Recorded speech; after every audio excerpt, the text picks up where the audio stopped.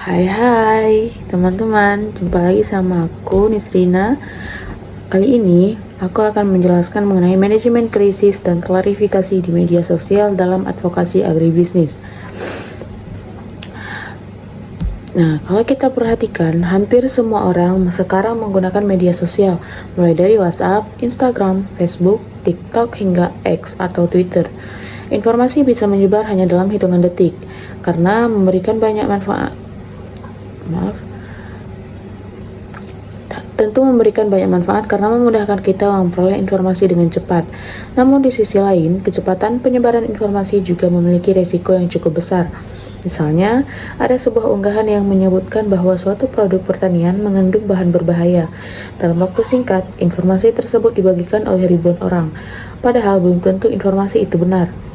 Akibatnya, masyarakat menjadi khawatir, penjualan produk menurun, bahkan petani atau pelaku usaha yang sebenarnya tidak bersalah ikut mengalami kerugian.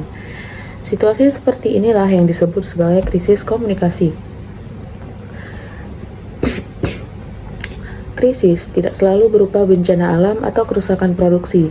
Dalam dunia komunikasi, krisis bisa muncul ketika sebuah informasi menimbulkan kepanikan, kesalahpahaman, atau merusak kepercayaan masyarakat. Karena itulah, kemampuan mengelola krisis menjadi sangat penting, terutama bagi siapa saja yang bergerak di bidang agribisnis. Saat ini, tidak hanya perusahaan besar yang harus memahami manajemen krisis. Kelompok tani, koperasi, UMKM pangan, bahkan mahasiswa yang sedang melakukan kegiatan penyuluhan juga perlu mengetahui bagaimana menghadapi informasi yang berkembang di media sosial. Lalu, apa sebenarnya yang dimaksud dengan manajemen krisis? Secara sederhana, manajemen krisis adalah serangkaian upaya untuk menghadapi, mengendalikan, dan mengurangi dampak dari suatu masalah agar tidak berkembang menjadi lebih besar. Dalam konteks media sosial, manajemen krisis biasanya dilakukan dengan memberikan informasi yang benar, meluruskan berita yang keliru, serta menjaga komunikasi dengan masyarakat agar tetap terbuka. Namun perlu dipahami bahwa mengelola krisis bukan berarti menutupi kesalahan.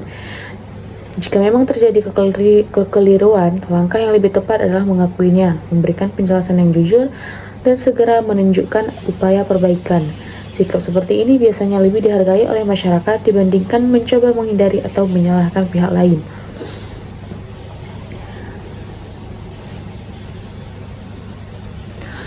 Selain manajemen krisis, hari ini kita juga akan membahas tentang klarifikasi di media sosial. Mengapa klarifikasi penting? Karena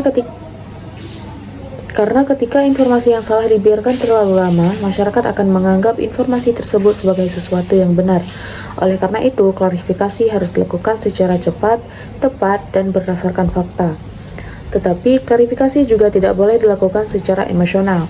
Kadang kita mendapat komentar negatif, Seseorang langsung membalas dengan nada marah atau menyalahkan orang lain.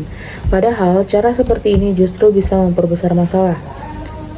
Klarifikasi yang baik adalah klarifikasi yang menjelaskan fakta dengan bahasa yang sopan, mudah dipahami, dan tetap menghargai masyarakat sebagai penerima informasi. Sebagai mahasiswa agribisnis, hal ini sangat berguna ketika nanti kita bekerja di sebuah perusahaan, mendampingi kelompok tani, mengelola UMKM, atau bahkan membangun usaha sendiri. Kita mungkin akan menghadapi berbagai komentar, kritik, maupun informasi yang beredar di media sosial. Dengan memahami manajemen krisis, kita akan lebih siap menghadapi situasi seperti itu. Misalnya, sebuah UMKM yang memproduksi keripik pisang tiba-tiba mendapat komentar di media sosial bahwa produknya sudah kadaluarsa dan tidak aman dikonsumsi.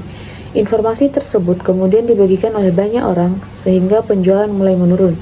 Pemilik UMKM tidak langsung marah atau membalas komentar dengan emosi. Ia terlebih dahulu memeriksa kondisi produknya, memastikan fakta yang sebenarnya, lalu mengunggah klarifikasi berupa foto tanggal kadaluarsa.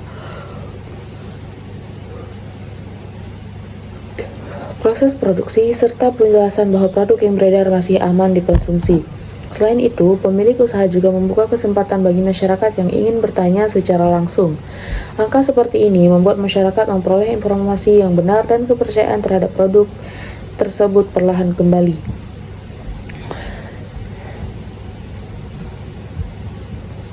Nah, setelah kita memahami pengertian manajemen krisis dan pentingnya klarifikasi di media sosial, berikutnya kita akan membahas mengenai apa saja yang dapat menyebabkan krisis komunikasi, khususnya pada bidang agribisnis dan penggunaan media sosial.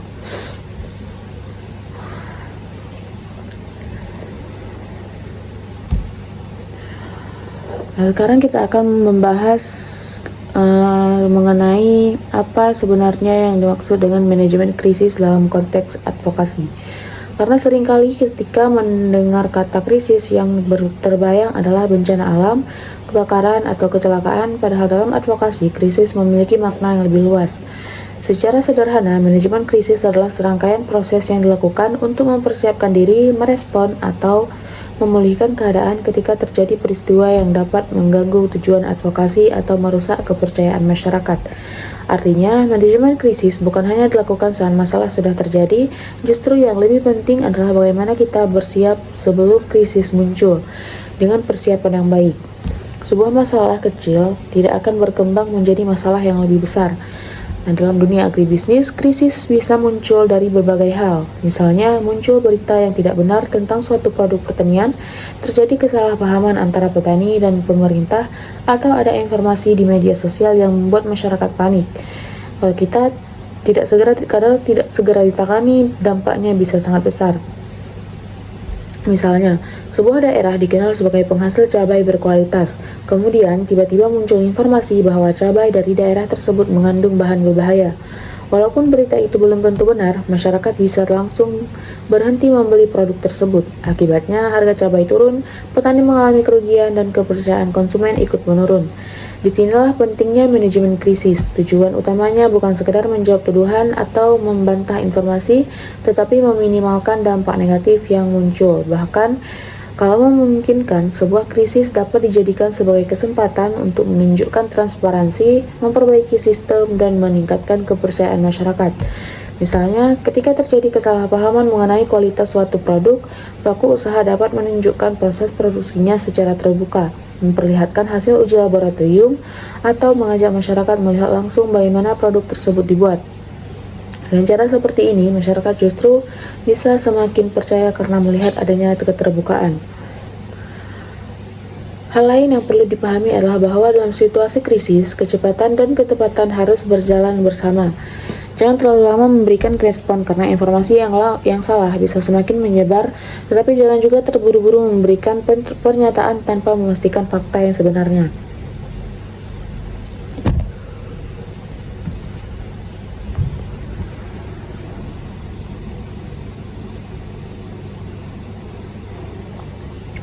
Karena itu, setiap keputusan harus didasarkan pada informasi yang benar dan dapat dipertanggungjawabkan.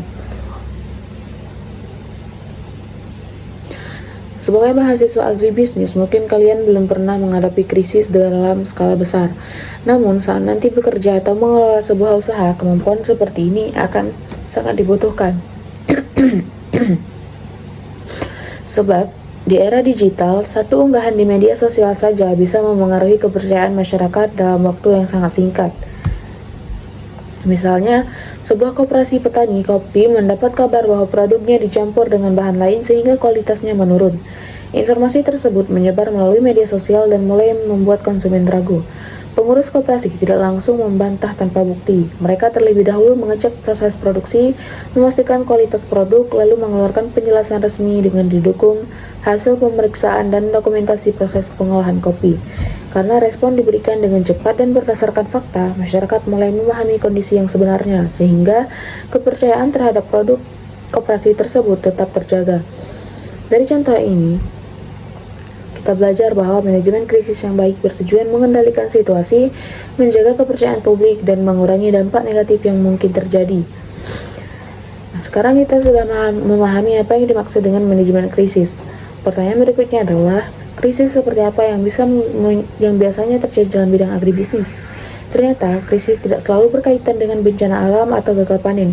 Banyak krisis justru muncul karena masalah komunikasi atau penyebaran informasi yang kurang tepat.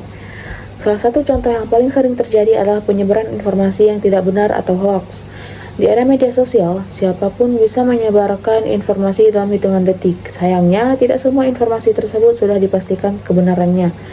Jika masyarakat langsung percaya tanpa melakukan pengecekan, dampaknya bisa sangat besar.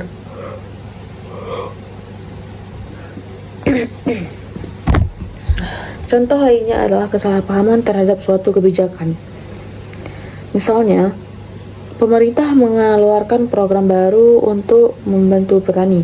Namun karena informasi yang diterima masyarakat tidak lengkap, muncul anggapan bahwa program tersebut hanya menguntungkan kelompok tertentu. Akibatnya, muncul protes, padahal masalah utamanya adalah kurangnya komunikasi. Krisis juga dapat terjadi karena kesalahan dalam pelayanan atau kualitas produk. Misalnya, ada produk olahan hasil pertanian yang kualitasnya menurun atau kemasannya rusak. Jika tidak segera dijelaskan kepada konsumen, kepercayaan masyarakat bisa menurun dan citra usaha ikut terdampak. Selain itu, ada juga krisis yang muncul karena pernyataan yang kurang tepat di media sosial. Kadang, sebuah unggahan yang dibuat tanpa dipikirkan matang-matang dapat menimbulkan kesalahpahaman atau bahkan menyinggung pihak lain. Oleh karena itu, setiap informasi yang akan dipublikasikan sebaiknya diperiksa kembali sebelum diunggah. Hal yang perlu diingat adalah bahwa tidak semua krisis bisa dicegah, tetapi hampir semua krisis bisa dikelola dengan komunikasi yang baik. Semakin cepat masalah dikenali dan ditangani, semakin kecil pula dampak yang ditimbulkan. Karena itu, pelaku advokasi harus selalu berhati-hati dalam menyampaikan informasi baik secara langsung maupun melalui media sosial. Misalnya, beredar informasi di media sosial bahwa sebuah pupuk organik menyebabkan tanaman cepat mati. Padahal setelah diperiksa, ternyata masalahnya bukan pada pupuk, melainkan karena cara penggunaannya tidak sesuai petunjuk. Jika produsen pupuk langsung memberikan penjelasan yang jelas disertai panduan penggunaan yang benar dan bukti hasil uji produk, maka kesalahpahaman tersebut dapat segera diluruskan sebelum semakin banyak masyarakat yang mempercayai informasi yang salah. Dari contoh ini kita belajar bahwa banyak krisis berawal dari informasi yang tidak lengkap atau tidak benar, sehingga komunikasi yang cepat dan akurat sangat dibutuhkan. Setelah melihat beberapa contoh krisis dalam dunia agribisnis, sekarang kita akan membahas bagaimana cara menghadapinya, karena dalam kegiatan advokasi, kita tidak bisa berharap semua orang akan langsung menerima pendapat atau program yang kita sampaikan. Ada kalanya kita menghadapi penolakan, kritik, bahkan informasi yang tidak benar atau hoax. Yang terpenting bukan menghindari suatu situasi tersebut, tetapi bagaimana kita meresponnya dengan tepat. Hal pertama yang perlu dilakukan adalah tetap tenang. Saat menerima kritik atau melihat informasi negatif tentang organisasi atau program yang sedang kita jalankan, jangan langsung bereaksi dengan emosi. Respon yang terburu-buru seringkali justru memperburuk keadaan. Langkah berikutnya adalah mencari tahu fakta yang sebenarnya. Jangan langsung percaya pada informasi yang beredar. Cari sumber yang jelas, periksa data, dan pastikan apa yang sebenarnya terjadi. Dengan begitu, keputusan yang diambil tidak didasarkan pada asumsi, tetapi pada fakta. Jika ternyata memang ada kesalahpahaman atau informasi yang keliru, maka lakukan klarifikasi. Klarifikasi sebaiknya disampaikan dengan bahasa yang sopan, mudah dipahami, dan langsung menjelaskan inti masalah. Hindari kalimat yang menyalahkan atau menyerang pihak lain, karena tujuan utama kita adalah meluruskan informasi, bukan memperpanjang konflik. Selain itu, penting juga untuk menjaga komunikasi dengan semua pihak yang terlibat. Dalam situasi krisis, jangan sampai komunikasi terputus. Justru pada saat seperti inilah masyarakat membutuhkan informasi yang jelas dan dapat dipercaya. Yang perlu diingat, tidak semua kritik harus dianggap sebagai ancaman. Ada kritik yang memang disampaikan sebagai masukan agar program menjadi lebih baik. Oleh karena itu, kita perlu mampu membedakan antara kritik yang membangun dengan informasi yang memang sengaja dibuat untuk menyesatkan masyarakat. Dengan sikap yang tenang, terbuka, dan berorientasi pada solusi, proses advokasi akan tetap berjalan dengan baik meskipun menghadapi berbagai tantangan. Misalnya, sebuah kelompok tani sedang menjalankan program penggunaan benih unggul, kemudian muncul unggahan di media sosial yang mengatakan bahwa benih tersebut gagal menghasilkan panen yang baik. Sebelum memberikan tanggapan, kelompok tani terlebih dahulu memeriksa kondisi di lapangan. Setelah diketahui bahwa masalah sebenarnya berasal dari cara penanaman yang kurang tepat, mereka kemudian memberikan penjelasan kepada masyarakat disertai panduan penggunaan benih yang benar. Dengan cara tersebut, informasi yang beredar dapat diluruskan tanpa menimbulkan konflik yang lebih besar. Dari contoh ini, kita belajar bahwa respon yang tenang, didukung fakta, dan disampaikan dengan komunikasi yang baik jauh lebih efektif daripada langsung membantah tanpa bukti. Setelah mengetahui bagaimana menghadapi penolakan dalam misinformasi, Sekarang kita masuk ke langkah pertama dalam proses manajemen krisis, yaitu membentuk tim krisis. Langkah ini sangat penting karena ketika sebuah krisis terjadi, tidak mungkin semua orang mengambil keputusan sendiri-sendiri. Harus ada tim yang bertanggung jawab agar penanganan berjalan cepat, terarah, dan tidak menimbulkan kebingungan. Tim krisis adalah sekelompok orang yang diberi tanggung jawab untuk menangani suatu krisis sejak awal sehingga situasi kembali normal. Dalam advokasi agribisnis, tim ini biasanya dibentuk sebelum krisis terjadi sehingga ketika ada masalah, setiap anggota sudah mengetahui tugasnya masing-masing. Di dalam tim krisis, biasanya terdapat beberapa peran penting. Pertama, juru bicara. Orang ini bertugas menyampaikan informasi kepada masyarakat atau media. Karena hanya satu orang yang memberikan pernyataan resmi, informasi yang keluar akan lebih konsisten dan tidak saling bertentangan. Kedua, ahli komunikasi. Tugasnya adalah menyusun strategi komunikasi, memilih media yang tepat, serta memastikan pesan yang disampaikan mudah dipahami dan tidak menimbulkan kesalahpahaman. Ketiga, jika diperlukan ada ahli hukum. Petani ini penting apabila krisis berkaitan dengan masalah hukum atau aturan yang berlaku. Ahli hukum akan membantu memastikan setiap langkah yang diambil sesuai dengan ketentuan yang berlaku.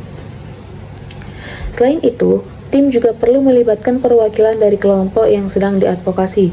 Misalnya ketua kelompok tani, pengurus koperasi, atau perwakilan UMKM. Kehadiran mereka penting karena mereka lebih memahami kondisi yang sebenarnya di lapangan. Yang tidak kalah penting, tim krisis harus memiliki wewenang untuk mengambil keputusan dengan cepat. Dalam situasi krisis, waktu sangat berharga. Jika setiap keputusan harus menunggu terlalu lama, informasi yang salah bisa terlanjur menyebar lebih luas. Namun, cepat bukan berarti tergesa-gesa. Tim tetap harus memastikan bahwa setiap keputusan didasarkan pada fakta yang benar dan sudah dipertimbangkan dengan baik. Intinya, pembentukan tim krisis bertujuan agar semua orang bekerja secara terkoordinasi. Dengan adanya pembagian tugas yang jelas, proses penanganan krisis akan lebih efektif dan masyarakat juga akan lebih mudah memperoleh informasi yang benar. Misalnya, sebuah koperasi petani mengalami isu di media sosial bahwa produknya tidak memenuhi standar kualitas.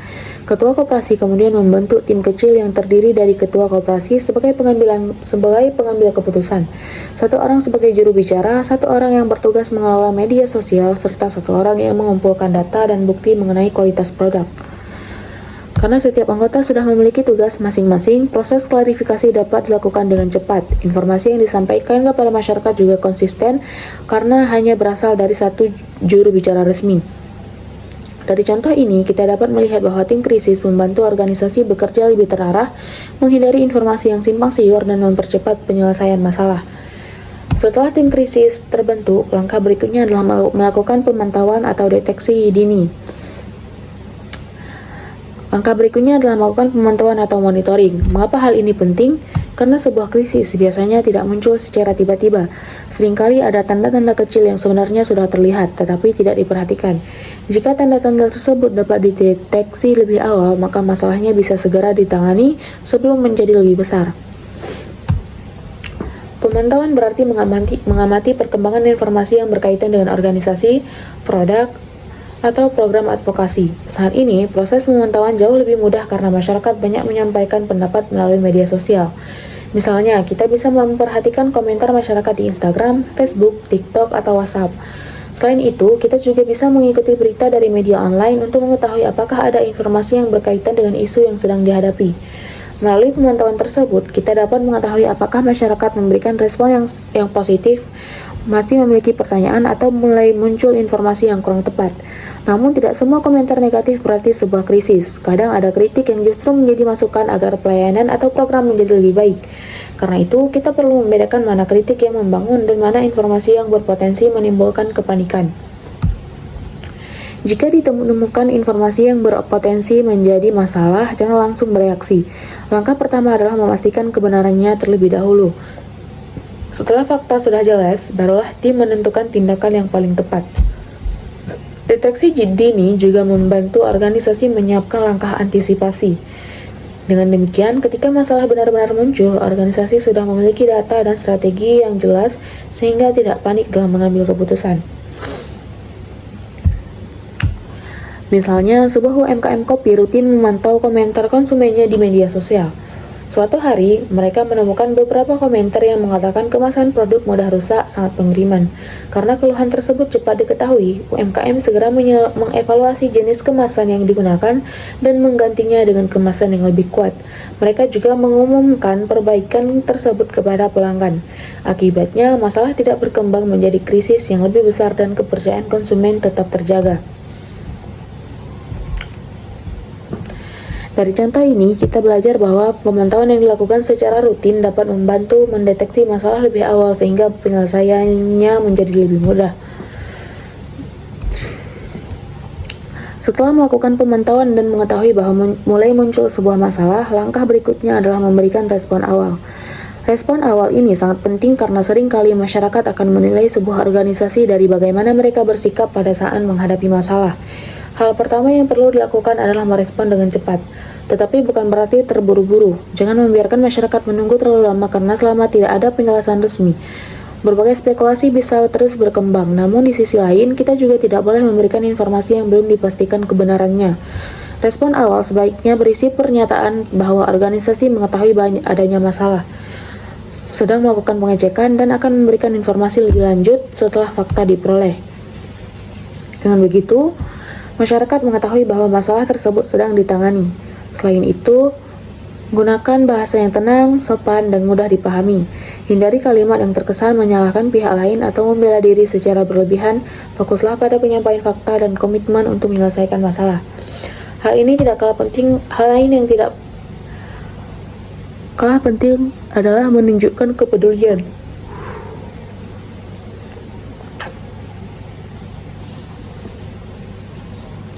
kepada pihak yang terdampak. Jika ada masyarakat yang merasa dirugikan, sampaikan bahwa keluhan mereka didengar dan akan ditindaklanjuti. Sikap seperti ini dapat membantu menjaga kepercayaan publik. Dalam kondisi krisis, komunikasi yang jujur jauh lebih baik daripada memberikan janji yang belum tentu dapat dipenuhi. Jika memang ada informasi yang belum diketahui, sampaikan apa adanya dan jelaskan bahwa proses pemeriksaan masih berlangsung. Dengan respon awal yang tepat, organisasi dapat mengurangi kepanikan, mencegah penyebaran informasi yang salah, dan menjaga hubungan baik dengan masyarakat. Misalnya, sebuah UMKM pengolahan madu menerima banyak komentar bahwa salah satu produknya mengalami perubahan warna. Pemilik usaha tidak langsung mengatakan bahwa informasi tersebut salah. Mereka segera mengunggah pernyataan bahwa laporan dari konsumen sudah diterima, produk sedang diperiksa, dan hasil pemeriksaan akan segera disampaikan kepada masyarakat. Setelah pemeriksaan selesai, barulah mereka menjelaskan penyebab perubahan warna tersebut beserta langkah yang telah dilakukan untuk memastikan kualitas produk tetap terjaga. Karena sejak awal masyarakat sudah memperoleh informasi resmi, isu tersebut tidak berkembang menjadi kepanikan yang lebih besar. Dari contoh ini dapat kita lihat bahwa respon awal yang cepat, jujur, dan tenang sangat membantu mengendalikan situasi ketika krisis mulai terjadi.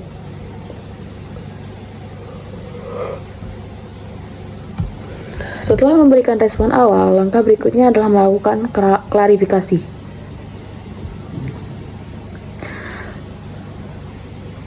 Klarifikasi sangat penting karena di era media sosial, informasi yang salah dapat menyebar jauh lebih cepat daripada informasi yang benar.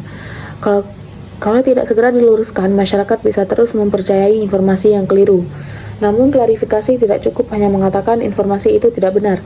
Klarifikasi yang baik harus menjelaskan apa yang sebenarnya terjadi, disertai fakta dan bukti yang dapat dipercaya. Gunakan bahasa yang sederhana sehingga mudah dipahami oleh semua orang. Hindari istilah yang terlalu teknis atau penjelasan yang berbelit-belit. Semakin jelas informasi yang disampaikan, semakin mudah masyarakat memahami keadaan yang sebenarnya. Selain itu, pilih media yang sesuai. Jika isu berkembang di media sosial, maka klarifikasi juga sebaiknya disampaikan melalui media sosial resmi organisasi. Dengan begitu, masyarakat dapat langsung memperoleh informasi dari sumber yang terpercaya. Saat membuat klarifikasi, usahakan tetap bersikap sopan dan profesional. Jangan membalas komentar dengan emosi atau menyerang pihak yang menyebarkan informasi. Fokuslah pada penyampaian fakta, bukan pada mencari siapa yang salah. Kalau memang ditemukan kesalahan dari pihak organisasi, jangan takut untuk mengakuinya. Sampaikan apa yang telah terjadi, langkah perbaikan yang sedang dilakukan, dan bagaimana cara mencegah agar masalah yang sama tidak terulang lagi. Sikap yang terbuka biasanya justru membuat masyarakat lebih percaya. Jadi tujuan utama klarifikasi bukan untuk memenangkan perdebatan, tetapi memberikan informasi yang benar dan mengembalikan kepercayaan masyarakat.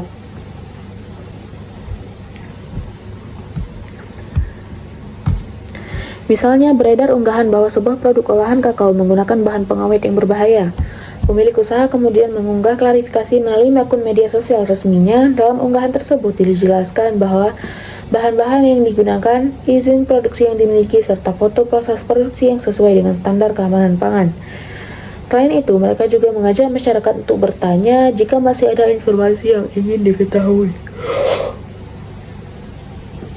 Melalui klarifikasi yang terbuka dan didukung bukti, masyarakat menjadi lebih yakin dan isu tersebut perlahan mereda.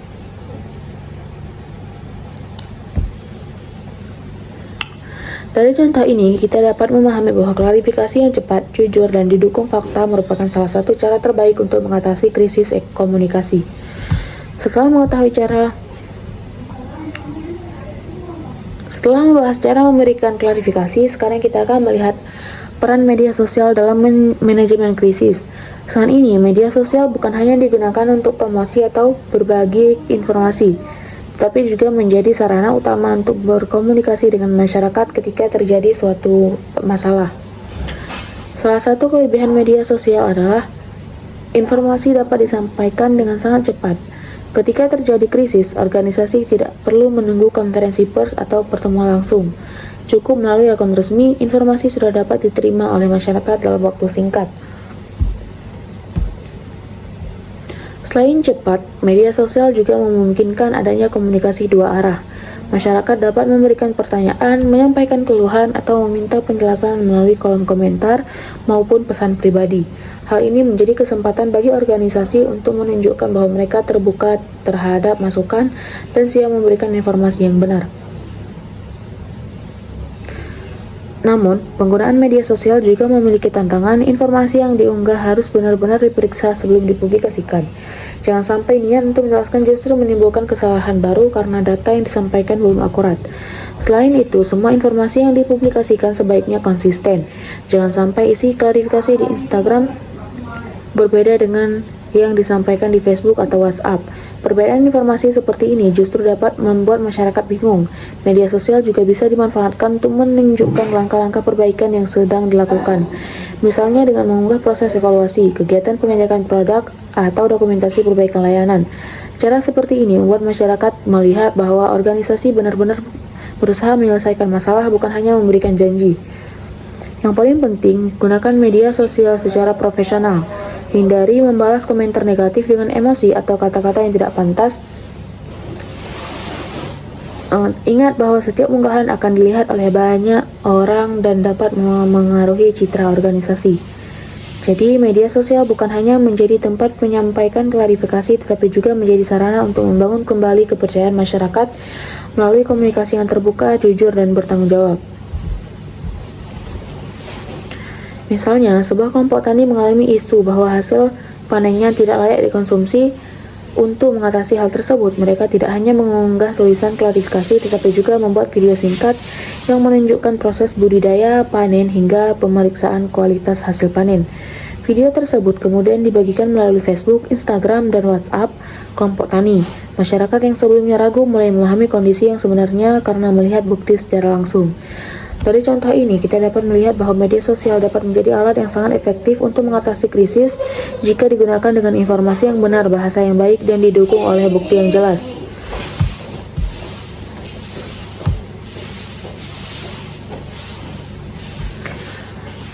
Setelah membahas bagaimana memanfaatkan media sosial untuk menangani krisis, sekarang kita juga perlu mengetahui apa saja yang sebaiknya dihindari.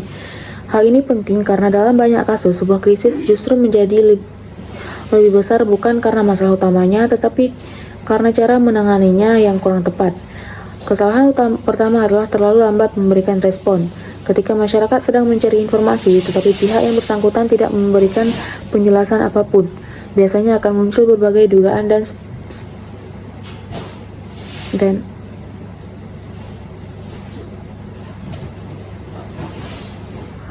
spekulasi. Semakin lama kita diam, semakin besar kemungkinan informasi yang belum tentu benar akan dipercaya masyarakat. Kesalahan kedua adalah memberikan informasi tanpa memastikan kebenarannya. Terkadang karena ingin cepat merespon, seseorang langsung menyampaikan penjelasan yang ternyata belum didukung oleh fakta. Akibatnya, jika informasi tersebut kemudian terbukti salah, kepercayaan masyarakat akan semakin menurun. Kesalahan berikutnya adalah bersikap emosional. Saat membaca komentar negatif atau kritik yang di media sosial, mungkin kita merasa kesal. Namun jangan sampai emosi memengaruhi cara kita berkomunikasi. Membalas komentar dengan kata-kata kasar atau menyalahkan pihak lain hanya akan memperburuk situasi. Selain itu, jangan pernah menghapus kritik yang membangun hanya karena takut terlihat buruk. Selama komentar tersebut disampaikan dengan sopan dan tidak mengandung unsur penghinaan atau hoax, sebaiknya dijadikan sebagai bahan evaluasi. Masyarakat biasanya lebih menghargai organisasi yang terbuka terhadap masukan dibandingkan yang menutup semua kritik. Kesalahan lainnya adalah tidak memiliki satu sumber informasi resmi. Kalau setiap orang memberikan pernyataan yang berbeda, masyarakat akan bingung mana informasi yang benar. Karena itu, selama krisis berlangsung, sebaiknya semua informasi disampaikan melalui juru bicara atau akun resmi organisasi. Intinya, ketika menghadapi krisis, yang dibutuhkan bukan kepanikan, melainkan ketenangan, kejujuran, dan komunikasi yang baik. Misalnya, sebuah UMKM menerima komentar bahwa produknya rusak sangat diterima oleh konsumen. Karena merasa tersinggung, pemilik usaha langsung membalas komentar tersebut dengan nada marah dan mengatakan bahwa kesalahan sepenuhnya ada pada jasa pengiriman.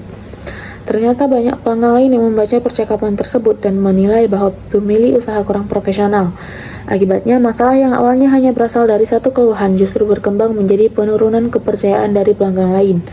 Seandainya pemilik usaha merespon dengan ucapan terima kasih atau masukannya, meminta maaf atau atas ketidaknyamanan yang terjadi, lalu menawarkan solusi seperti penggantian produk atau pemeriksaan lebih lanjut, kemungkinan besar situasinya akan jauh lebih baik.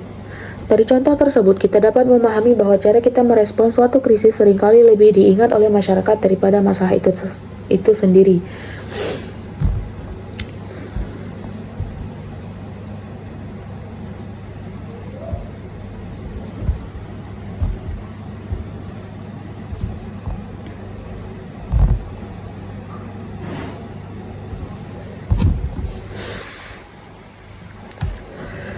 Setelah krisis berhasil dikendalikan dan klarifikasi sudah disampaikan, pekerjaan kita sebenarnya belum selesai. Masih ada satu tahap yang sangat penting, yaitu memulihkan kepercayaan masyarakat. Karena dalam banyak kasus, masalah memang bisa selesai, tetapi kepercayaan yang hilang belum tentu langsung kembali. Oleh sebab itu, tahap pemulihan menjadi bagian yang tidak boleh diabaikan. Hal pertama yang perlu dilakukan adalah menunjukkan komitmen untuk memperbaiki keadaan. Jangan hanya mengatakan bahwa masalah sudah selesai, tetapi tunjukkan juga langkah nyata yang telah dilakukan. Misalnya memperbaiki sistem pelayanan, meningkatkan kualitas produk, atau membuat prosedur baru agar kesalahan yang sama tidak terulang. Selanjutnya, tetaplah berkomunikasi secara terbuka dengan masyarakat. Jangan hanya aktif saat terjadi krisis, lalu menghilang setelah masalah mereda. Justru setelah krisis, masyarakat ingin melihat apakah organisasi benar-benar melakukan perubahan atau tidak. Kepercayaan juga dapat dibangun melalui konsistensi. Jika organisasi terus memberikan pelayanan yang baik, menyampaikan informasi secara jujur, dan menepati janji yang telah disampaikan, lama-kelamaan masyarakat akan kembali percaya. Selain itu, jangan ragu untuk melakukan evaluasi. Setiap krisis pasti memberikan pelajaran. Evaluasi membantu kita mengetahui apa yang sudah dilakukan dengan baik dan apa yang masih perlu diperbaiki agar organisasi lebih siap menghadapi situasi serupa di masa mendatang.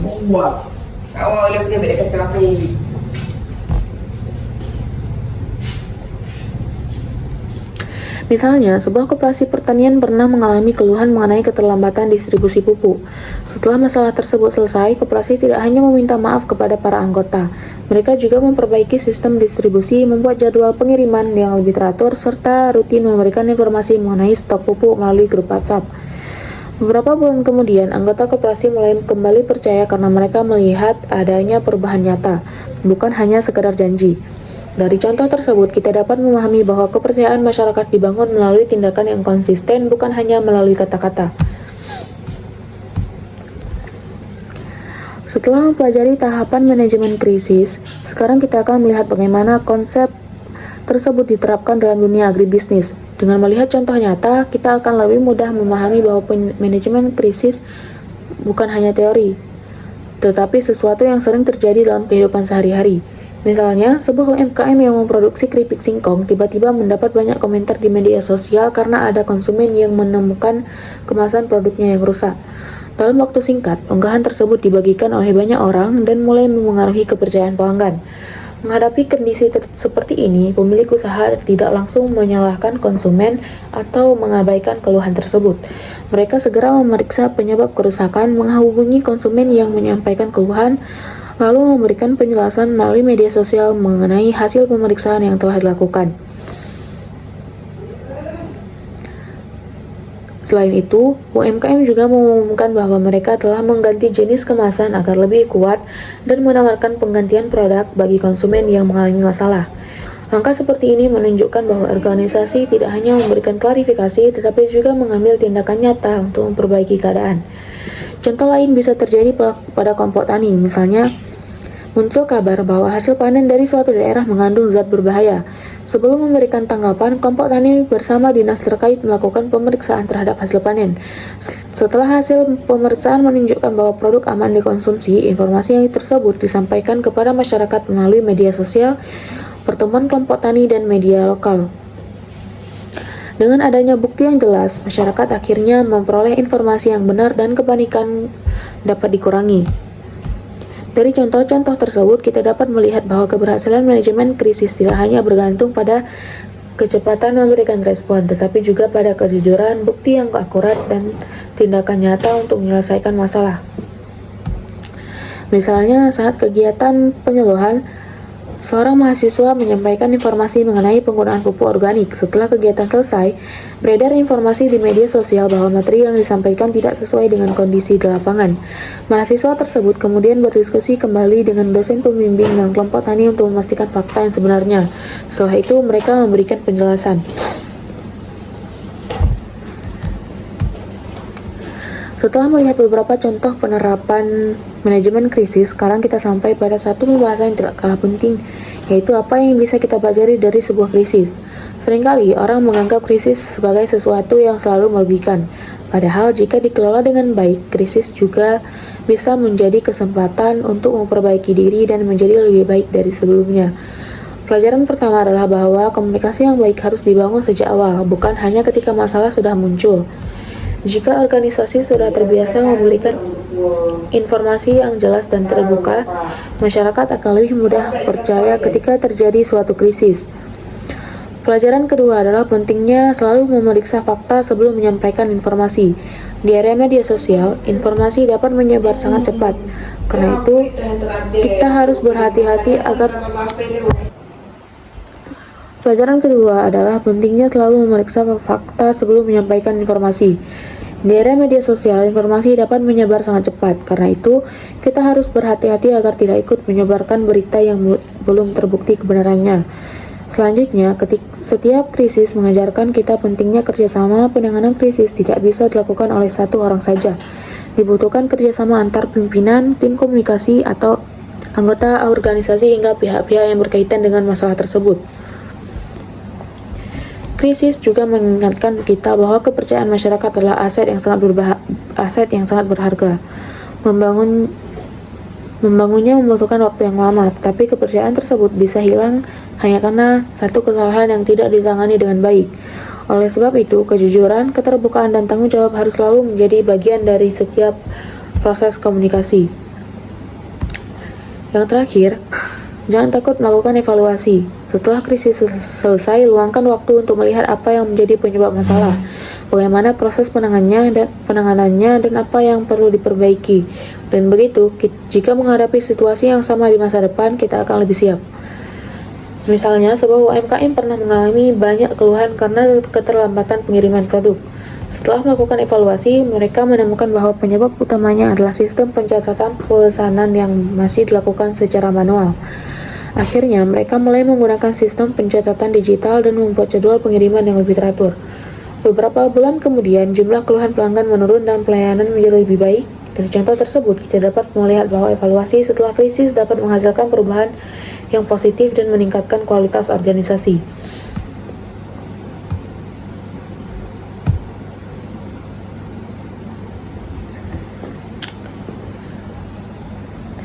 Ada beberapa poin penting yang bisa kita simpulkan. Yang pertama, kita belajar bahwa krisis adalah sesuatu yang bisa terjadi pada siapa saja, baik perusahaan besar, UMKM, kelompok tani, maupun organisasi lainnya. Krisis tidak selalu disebabkan oleh kesalahan yang dilakukan, tetapi bisa juga muncul karena kesalahpahaman, informasi yang tidak lengkap, atau berita yang tidak benar. Kedua, kita memahami bahwa manajemen krisis bertujuan untuk mengurangi dampak negatif dan menjaga kepercayaan masyarakat. Oleh karena itu, setiap organisasi perlu memiliki kesiapan dalam menghadapi situasi yang tidak terduga. Mulai dari membentuk tim krisis, melakukan pemantauan, hingga memberikan respon yang cepat dan tepat. Selanjutnya, kita juga membahas pentingnya klarifikasi di media sosial. Di era digital seperti sekarang, informasi menyebar dengan sangat cepat. Karena itu, klarifikasi harus dilakukan berdasarkan fakta, menggunakan bahasa yang sopan, mudah dipahami, dan disampaikan melalui media resmi agar tidak menimbulkan kesalahpahaman baru. Kita juga belajar bahwa media sosial dapat menjadi alat yang sangat membantu dalam mengatasi krisis, jika digunakan dengan bijak. Selain menyampaikan klarifikasi, media sosial juga dapat digunakan untuk memberikan informasi terbaru, menjawab pertanyaan masyarakat, serta menunjukkan langkah-langkah perbaikan yang sedang dilakukan. Selain itu, kita mengetahui bahwa setelah krisis selesai, pekerjaan belum berakhir. Organisasi tetap perlu membangun kembali kepercayaan masyarakat melalui tindakan nyata, komunikasi yang terbuka, serta evaluasi agar kesalahan yang sama tidak terulang kembali. Yang paling penting adalah memahami bahwa cara kita menghadapi krisis seringkali lebih menentukan daripada krisis itu sendiri. Sikap yang tenang, jujur, bertanggung jawab, dan mau menerima masukan akan membantu menjaga hubungan baik dengan masyarakat. Sebagai mahasiswa agribisnis, kemampuan ini akan sangat bermanfaat ketika nanti melakukan penyuluhan, penelitian, pengelolaan UMKM, bekerja di perusahaan, maupun mendampingi kelompok tani. Kemampuan menyampaikan informasi secara tepat dan menghadapi masalah dengan komunikasi yang baik merupakan salah satu keterampilan yang sangat dibutuhkan di dunia kerja.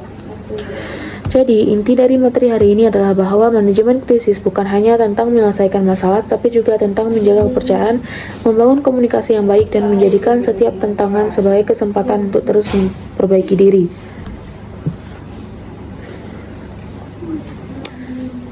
Yang menyebarkan informasi. Fokuslah pada penyampaian fakta, bukan pada mencari siapa yang salah. Kalau memang ditemukan kesalahan dari pihak organisasi, jangan takut untuk mengakuinya. Sampaikan apa yang telah terjadi, langkah perbaikan yang sedang dilakukan, dan bagaimana cara mencegah agar masalah yang sama tidak terulang lagi. Sikap yang terbuka biasanya justru membuat masyarakat lebih percaya. Jadi, tujuan utama klarifikasi bukan untuk memenangkan perdebatan, tetapi memberikan informasi yang benar dan mengembalikan kepercayaan masyarakat.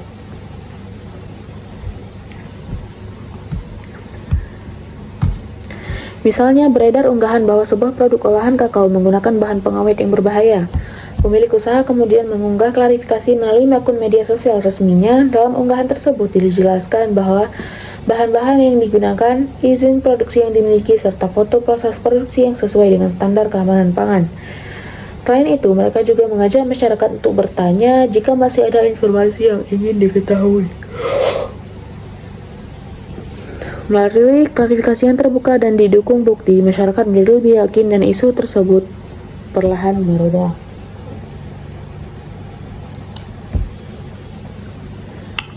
Dari contoh ini, kita dapat memahami bahwa klarifikasi yang cepat, jujur, dan didukung fakta merupakan salah satu cara terbaik untuk mengatasi krisis komunikasi.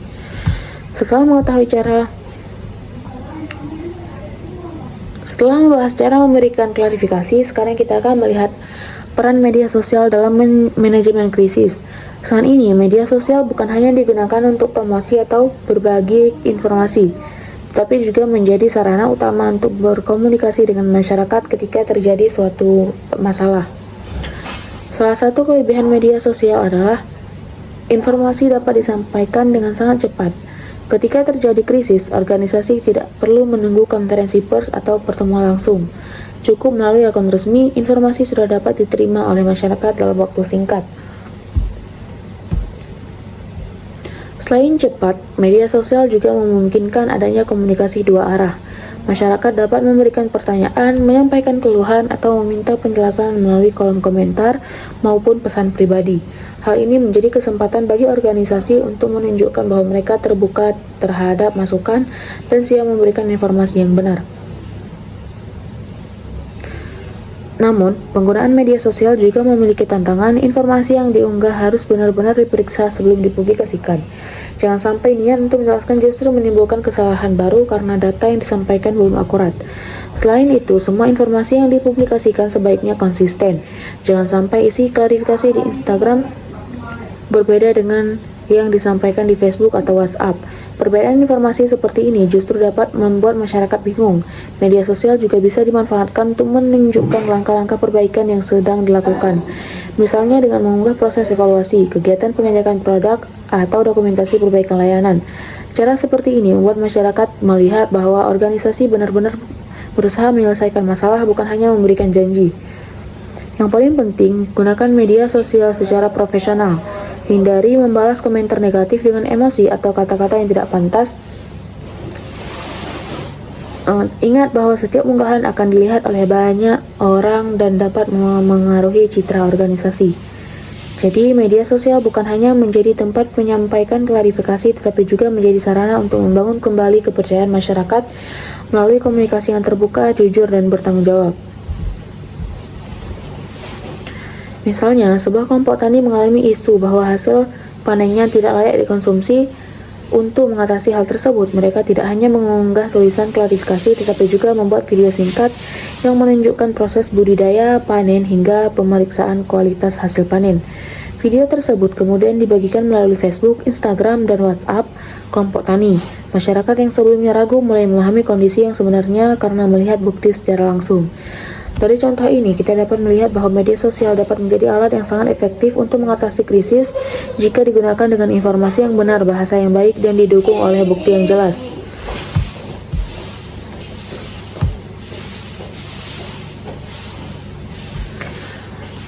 Setelah membahas bagaimana memanfaatkan media sosial untuk menangani krisis, sekarang kita juga perlu mengetahui apa saja yang sebaiknya dihindari. Hal ini penting karena dalam banyak kasus, sebuah krisis justru menjadi lebih besar bukan karena masalah utamanya, tetapi karena cara menanganinya yang kurang tepat. Kesalahan pertama adalah terlalu lambat memberikan respon. Ketika masyarakat sedang mencari informasi, tetapi pihak yang bersangkutan tidak memberikan penjelasan apapun, biasanya akan muncul berbagai dugaan dan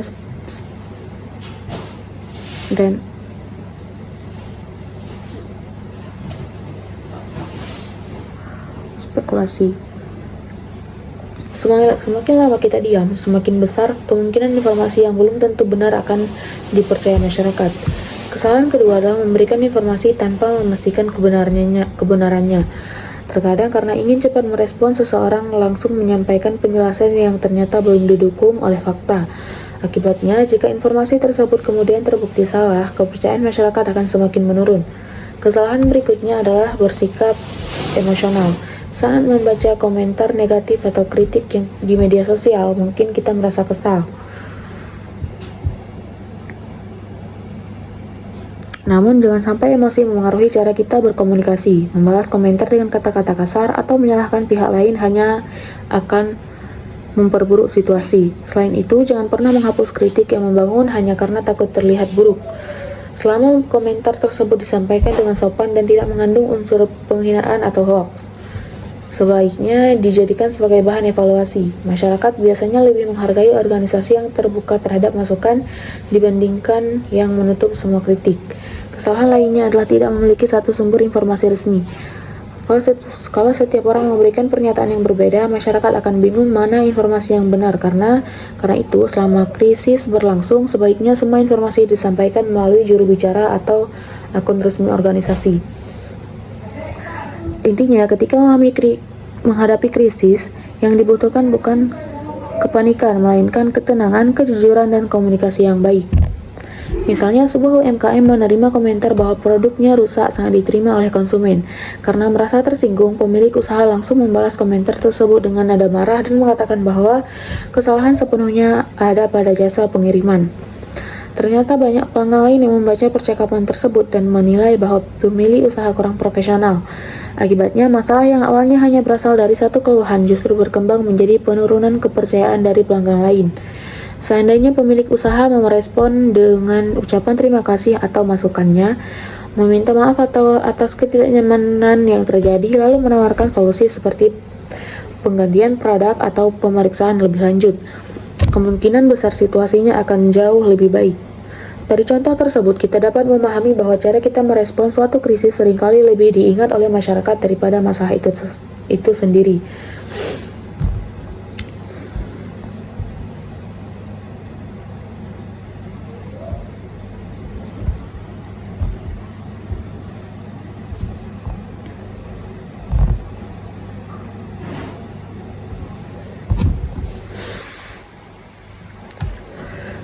Setelah krisis berhasil dikendalikan dan klarifikasi sudah disampaikan, pekerjaan kita sebenarnya belum selesai. Masih ada satu tahap yang sangat penting, yaitu memulihkan kepercayaan masyarakat. Karena dalam banyak kasus, masalah memang bisa selesai, tetapi kepercayaan yang hilang belum tentu langsung kembali. Oleh sebab itu, tahap pemulihan menjadi bagian yang tidak boleh diabaikan. Hal pertama yang perlu dilakukan adalah menunjukkan komitmen untuk memperbaiki keadaan. Jangan hanya mengatakan bahwa masalah sudah selesai, tetapi tunjukkan juga langkah nyata yang telah dilakukan. Misalnya memperbaiki sistem pelayanan, meningkatkan kualitas produk, atau membuat prosedur baru agar kesalahan yang sama tidak terulang. Selanjutnya, tetaplah berkomunikasi secara terbuka dengan masyarakat. Jangan hanya aktif saat terjadi krisis, lalu menghilang setelah masalah mereda. Justru setelah krisis, masyarakat ingin melihat apakah organisasi benar-benar melakukan perubahan atau tidak. Kepercayaan juga dapat dibangun melalui konsistensi. Jika organisasi terus memberikan pelayanan yang baik, menyampaikan informasi secara jujur, dan menepati janji yang telah disampaikan, lama-kelamaan masyarakat akan kembali percaya. Selain itu, jangan ragu untuk melakukan evaluasi. Setiap krisis pasti memberikan pelajaran. Evaluasi membantu kita mengetahui apa yang sudah dilakukan dengan baik dan apa yang masih perlu diperbaiki agar organisasi lebih siap menghadapi situasi serupa di masa mendatang.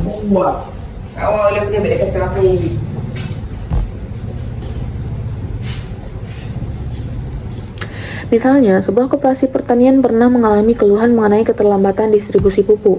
Setelah masalah tersebut selesai, koperasi tidak hanya meminta maaf kepada para anggota, mereka juga memperbaiki sistem distribusi, membuat jadwal pengiriman yang lebih teratur, serta rutin memberikan informasi mengenai stok pupuk melalui grup WhatsApp. Beberapa bulan kemudian, anggota koperasi mulai kembali percaya karena mereka melihat adanya perubahan nyata, bukan hanya sekedar janji. Dari contoh tersebut, kita dapat memahami bahwa kepercayaan masyarakat dibangun melalui tindakan yang konsisten, bukan hanya melalui kata-kata. Setelah mempelajari tahapan manajemen krisis, sekarang kita akan melihat bagaimana konsep tersebut diterapkan dalam dunia agribisnis. Dengan melihat contoh nyata, kita akan lebih mudah memahami bahwa manajemen krisis bukan hanya teori, tetapi sesuatu yang sering terjadi dalam kehidupan sehari-hari. Misalnya, sebuah UMKM yang memproduksi keripik singkong tiba-tiba mendapat banyak komentar di media sosial karena ada konsumen yang menemukan kemasan produknya yang rusak. Dalam waktu singkat, unggahan tersebut dibagikan oleh banyak orang dan mulai memengaruhi kepercayaan pelanggan. Menghadapi kondisi seperti ini, pemilik usaha tidak langsung menyalahkan konsumen atau mengabaikan keluhan tersebut. Mereka segera memeriksa penyebab kerusakan, menghubungi konsumen yang menyampaikan keluhan, lalu memberikan penjelasan melalui media sosial mengenai hasil pemeriksaan yang telah dilakukan.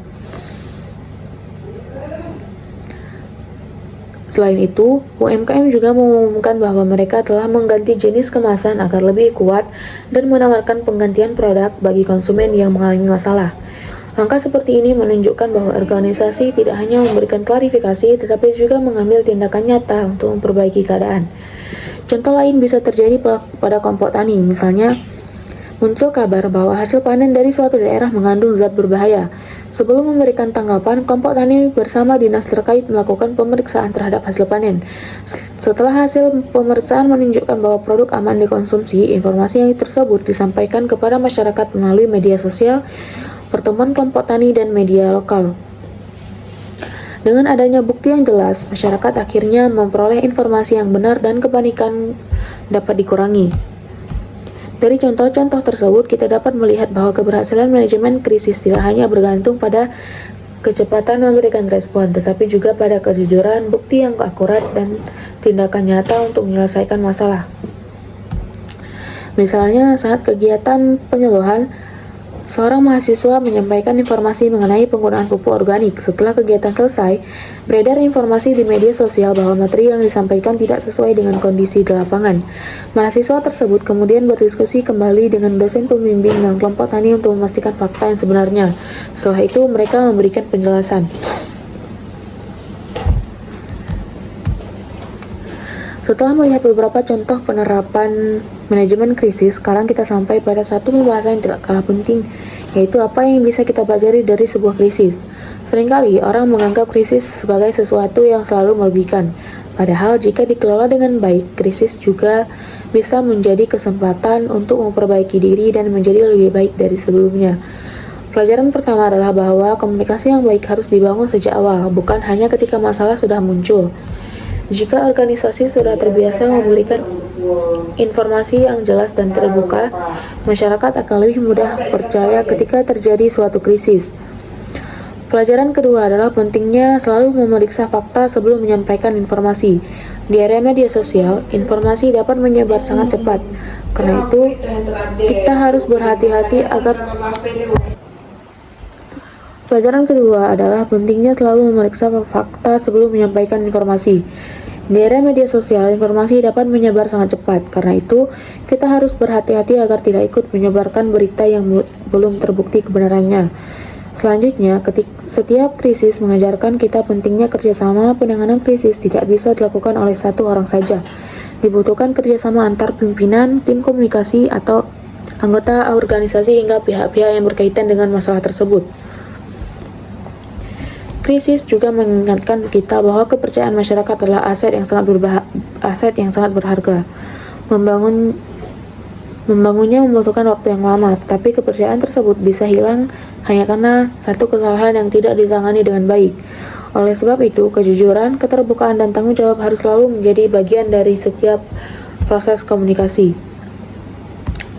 Yang terakhir, jangan takut melakukan evaluasi. Setelah krisis selesai, luangkan waktu untuk melihat apa yang menjadi penyebab masalah, bagaimana proses penanganannya, dan apa yang perlu diperbaiki. Dan begitu, jika menghadapi situasi yang sama di masa depan, kita akan lebih siap. Misalnya, sebuah UMKM pernah mengalami banyak keluhan karena keterlambatan pengiriman produk.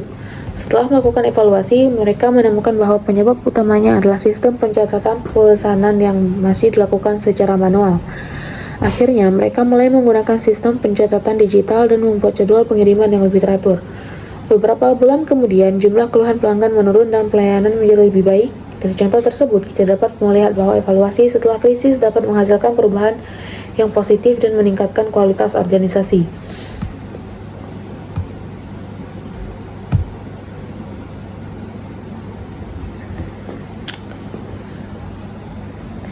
Ada beberapa poin penting yang bisa kita simpulkan. Yang pertama, kita belajar bahwa krisis adalah sesuatu yang bisa terjadi pada siapa saja, baik perusahaan besar, UMKM, kelompok tani, maupun organisasi lainnya. Krisis tidak selalu disebabkan oleh kesalahan yang dilakukan, tetapi bisa juga muncul karena kesalahpahaman, informasi yang tidak lengkap, atau berita yang tidak benar. Kedua, kita memahami bahwa manajemen krisis bertujuan untuk mengurangi dampak negatif dan menjaga kepercayaan masyarakat. Oleh karena itu, setiap organisasi perlu memiliki kesiapan dalam menghadapi situasi yang tidak terduga. Mulai dari membentuk tim krisis, melakukan pemantauan, hingga memberikan respon yang cepat dan tepat. Selanjutnya, kita juga membahas pentingnya klarifikasi di media sosial. Di era digital seperti sekarang, informasi menyebar dengan sangat cepat. Karena itu, klarifikasi harus dilakukan berdasarkan fakta, menggunakan bahasa yang sopan, mudah dipahami, dan disampaikan melalui media resmi agar tidak menimbulkan kesalahpahaman baru. Kita juga belajar bahwa media sosial dapat menjadi alat yang sangat membantu dalam mengatasi krisis, jika digunakan dengan bijak. Selain menyampaikan klarifikasi, media sosial juga dapat digunakan untuk memberikan informasi terbaru, menjawab pertanyaan masyarakat, serta menunjukkan langkah-langkah perbaikan yang sedang dilakukan. Selain itu, kita mengetahui bahwa setelah krisis selesai, pekerjaan belum berakhir. Organisasi tetap perlu membangun kembali kepercayaan masyarakat melalui tindakan nyata, komunikasi yang terbuka, serta evaluasi agar kesalahan yang sama tidak terulang kembali. Yang paling penting adalah memahami bahwa cara kita menghadapi krisis seringkali lebih menentukan daripada krisis itu sendiri. Sikap yang tenang, jujur, bertanggung jawab, dan mau menerima masukan akan membantu menjaga hubungan baik dengan masyarakat. Sebagai mahasiswa agribisnis, kemampuan ini akan sangat bermanfaat ketika nanti melakukan penyuluhan, penelitian, pengelolaan UMKM, bekerja di perusahaan, maupun mendampingi kelompok tani. Kemampuan menyampaikan informasi secara tepat dan menghadapi masalah dengan komunikasi yang baik merupakan salah satu keterampilan yang sangat dibutuhkan di dunia kerja. Jadi, inti dari materi hari ini adalah bahwa manajemen krisis bukan hanya tentang menyelesaikan masalah, tapi juga tentang menjaga kepercayaan, membangun komunikasi yang baik, dan menjadikan setiap tantangan sebagai kesempatan untuk terus memperbaiki diri.